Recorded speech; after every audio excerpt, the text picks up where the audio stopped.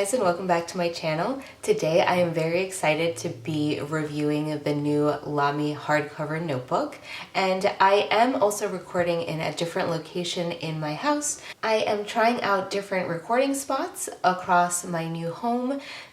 This spot I am trying out for today. If you happen to hear a lot of background noise or if you're distracted by things like cars going by, please leave it in the comment section down below, and that will give me some feedback on whether or not I need to change my recording location.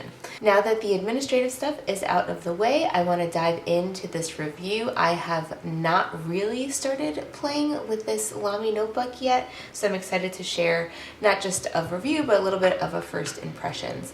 So to begin, I purchased this Lamy notebook from gouletpens.com. It was $25 on the website. This is the hardcover A5 version, and it is called Ocean Blue. It has this silver cover, and then it has a very, very deep blue color. It has this deep blue color here across the binding, and it also has a matching pen loop. So here are some specs on the notebook. The notebook has 192 pages, and the pages or the paper in there is 90 grams. So it's just a little bit heavier, I believe, than the Leuchtturm. It has a combination of graph and lined paper, and it has a 4mm grid with alternating bold horizontal lines. You could use it as an 8mm line notebook as well because of its unique design. So I'm going to go ahead and open that up and show it to you.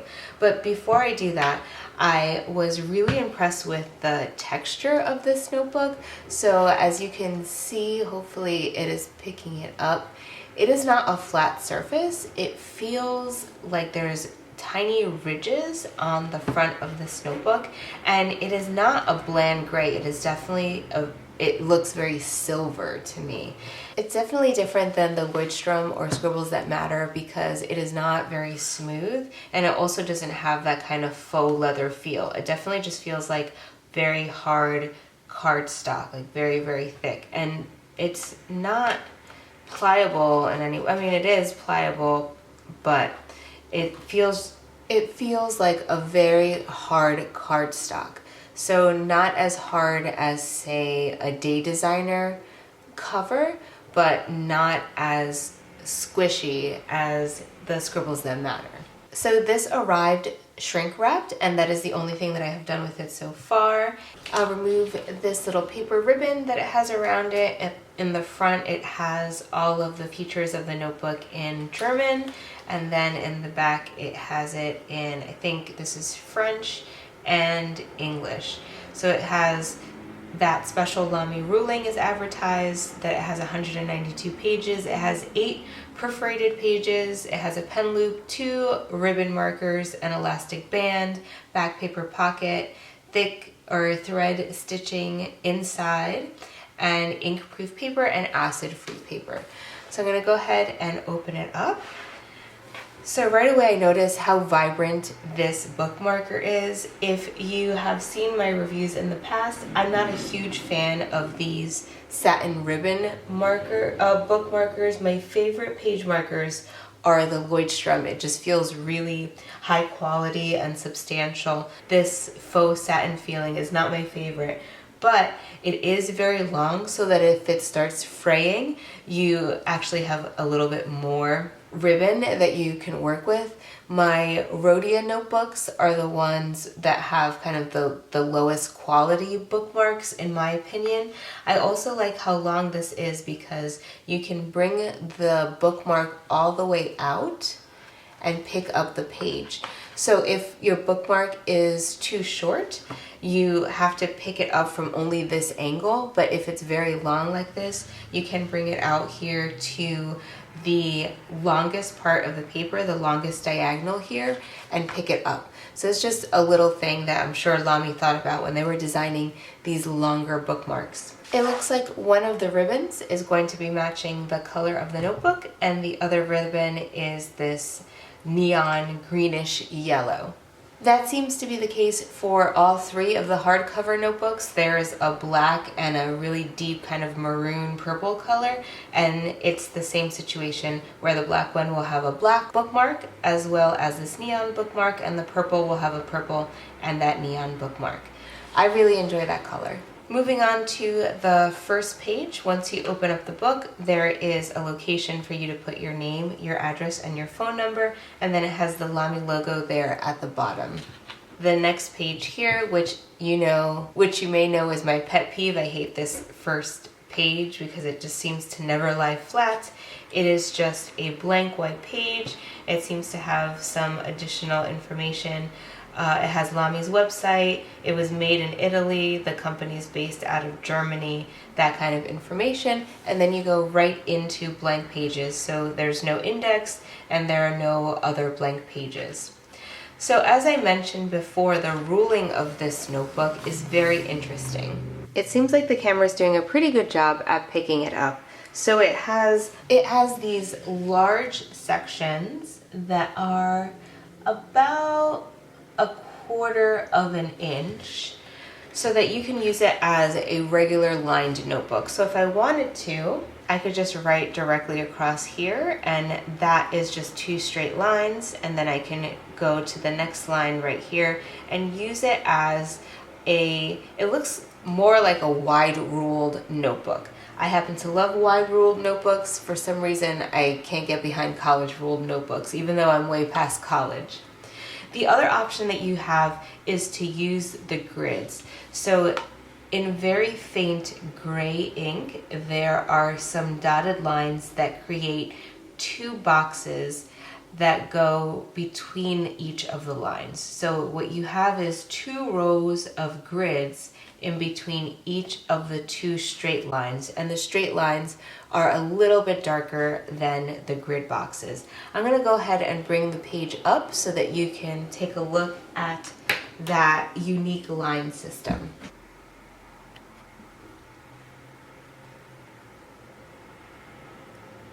So this is what the lines look like. As you can see, the straight lines are a little bit more prominent than the graph, and you can completely ignore those boxes, or you can go ahead and use those boxes if you prefer that. This specific lining is the reason that my husband was interested in this type of notebook. I have converted him over to using dot grids rather than lines, but this is a nice hybrid. He hasn't used graph paper or boxed paper before, and I think that he'll really like it. He actually saw this one online and thought it was really, really interesting. So I said, well, let me go ahead and purchase it. I can try it out and then I'll give it to you when I'm done. So it is good for people that are transitioning from lines and potentially even from a dot grid. So I do right away feel like the quality of this paper is nice, just without putting any pen to paper just yet. It feels very smooth. I would say not as smooth as a Rhodia or a Clairefontaine, but definitely smoother than a Leuchtturm. I'm gonna bring out my Scribbles That Matter. I think it might be the closest in terms of feel. Actually, the Scribbles That Matter feels a little bit softer. Yep, I'm just stroking paper off screen, but it's smoother than a Leuchtturm, not as smooth as the Scribbles That Matter, and definitely not as smooth as a Rhodia or a Clairefontaine. I don't even have to bring those out. I just know that it is not as smooth as that, but definitely a higher quality feel to the paper.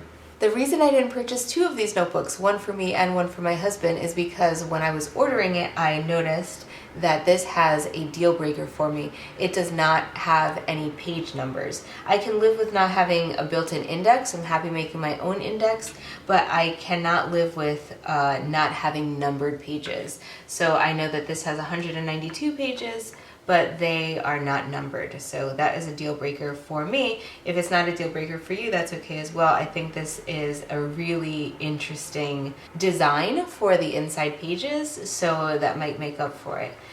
The side of this, as you can see, has the color that matches the pen loop, and it looks very beautiful when you tilt the pages over. You get kind of the white peeking through the color, and it just feels like a nice high quality notebook. I can flip through the pages with ease.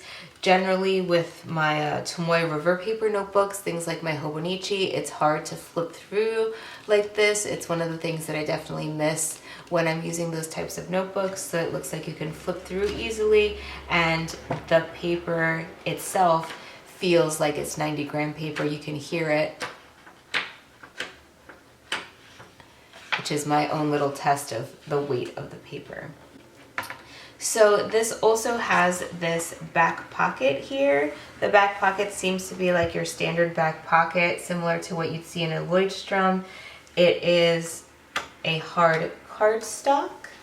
It seems almost identical to the Leuchtturm, but there are some subtle differences.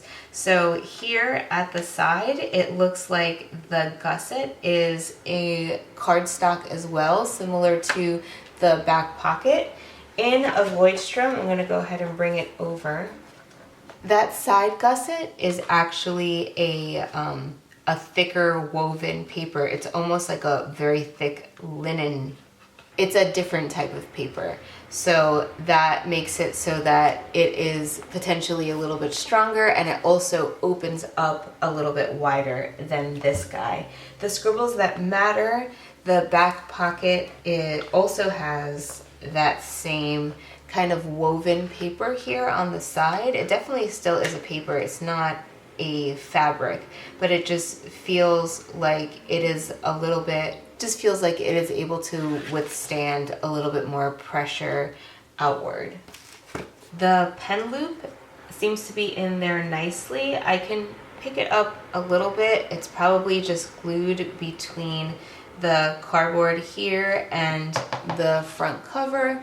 It does seem nice and sturdy. I'm going to see if it can fit some of my chunkier pens in there. So this is Mont Blanc. It seems to fit in there nicely. And then let me see if it fits in some of the more narrow pens that I own. This is a 0.38 friction. I can put that in there. It feels like it holds it in there very nicely as well. So I think that this was probably a thoughtful addition, the actual size of the pen loop, because I can fit in something very thin and I can fit in something substantially thicker as well. Let's go ahead and take a look at the bookmarks or the page markers a little bit more. As I said, you have the two colors. I love the vibrancy of this guy. The edges are already a little frayed on this guy that's brand new, so I am a little bit concerned about that. I might put some crazy glue at the end of it or something like that, or there's actual fabric glue that you can use to stop the fraying. I happen to have some of that, so I might do that before I hand this over to my husband. And let's see how it is connected there on top. Over the binding, they have added another piece of paper adhesive, and that is what's holding these guys together. At least that is my guess. All right, let's check out the 8 perforated pages in the back. Let's see. Oh, I see right here. There's the perforation, and it looks like there are going to be 8 pages that are like that. I can see it right there where my thumbnail is, and I see it on the opposite page as well. And those perforations are there obviously so that you can remove 8 pages in this notebook without messing up the binding and messing up the whole notebook in general. The last thing I want to test out before doing the pen test is this elastic. So it seems like a nice tight elastic. I'm going to try to bring it over to the right hand side. I'm able to do that with ease. I am already seeing a little bit of stress being put on this elastic. Clearly the elastic was not made to go all the way across, it was made to go downward. But I do like to see how elastics hold up, and I'm starting to see just a little bit of pulling that's happening on the elastic, like tiny frays. As you can see here, it's not straight across. There's like those little bumps right there where pieces of the elastic are bulging out of it, indicating that there's a little bit of stress happening there. That just may say something about the quality of the elastic. or whether or not you want to be pulling it or extending it that far. But overall, it does its job. It keeps it closed. It matches the pen loop nicely, and of course it matches the color here on the side of the notebook. Finally, let's go ahead and do a pen test on the paper. I'm going to be using the same set of pens that I generally use for my pen test. That way we can see how this paper holds up compared to the Leuchtturm, the Scribbles That Matter, and I also have a Lamy. So I'm going to be using my Juicy Mont Blanc fountain pen, my Pilot V razor point, my Pentel sign pen. I generally use my Pilot fountain pen for an alternative fountain pen. I don't have any of those with me today. I have moved all of my varsities over to work, so I'm going to be using this similar Ted Baker fountain pen. It just has a very rich black ink. The Faber-Castell fine liner in the fine size, my friction color stick, my friction 0.5, and of course a Sharpie.